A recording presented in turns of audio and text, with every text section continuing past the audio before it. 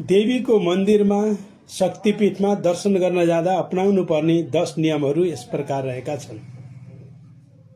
1 नम्बरमा बिहान नुहाएर चोखो कपडा लगाउनु होला।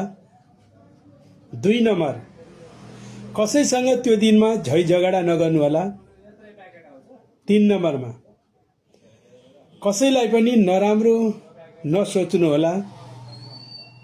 4 नम्बर मन्दिर देख्ने बित्तिकै नमस्कार गर्नु होला। 5 नम्बरमा मन्दिर प्रवेश गर्न लाग्दा दैलोलाई दाहिने हातले छोएर दाहिने खुट्टा अगाडि बढाएर प्रवेश गर्नु होला। 6 नम्बरमा देवीको दिव्य दर्शन गर्नु होला। हृदयमा भगवतीलाई शङ्खचक्र गदा पद्म त्रिशूल खड्ग धारण गरेकी देवीलाई हृदयमा राख्नु होला र मूर्तिमा पनि दिव्य दर्शन, हृदयमा पनि देवीको दर्शन गरेर आनन्दित हुनु होला।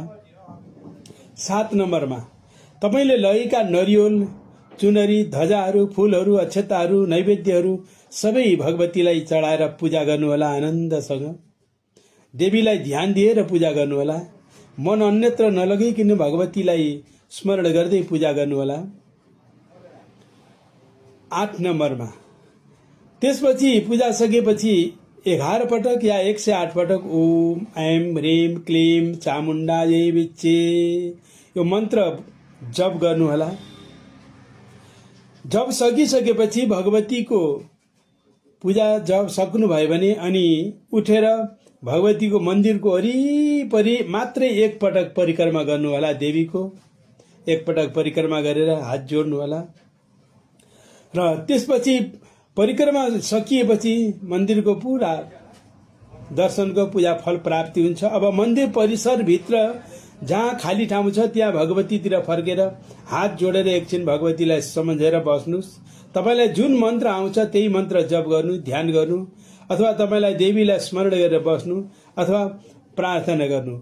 ओम जयन्ती मङ्गला काली भद्रकाली कपालिनी दुर्गा क्षमा शिवा धात्री स्वासोधा नमोस्तुते। यसरी यिनी नियमपूर्वक भगवतीको दर्शन गर्नुभयो भने कुनै पनि शक्तिपीठको बागलुङकाली, गुह्येश्वरी, दक्षिणकाली, पाथिभरा, मनकामना, मौलाकाली, उग्रतारा, निगलासनी, शैलेश्वरी, त्रिपुर सुन्दरी, पूर्णागिरी, वैष्णवदेवी, विन्ध्याचलवासिनी, दुर्गा, कामाख्या आदि गरिएका शक्तिपीठको दिव्य फल प्राप्ति हुन्छ। भगवतीको मङ्गलमय कृपा यहाँहरू सबै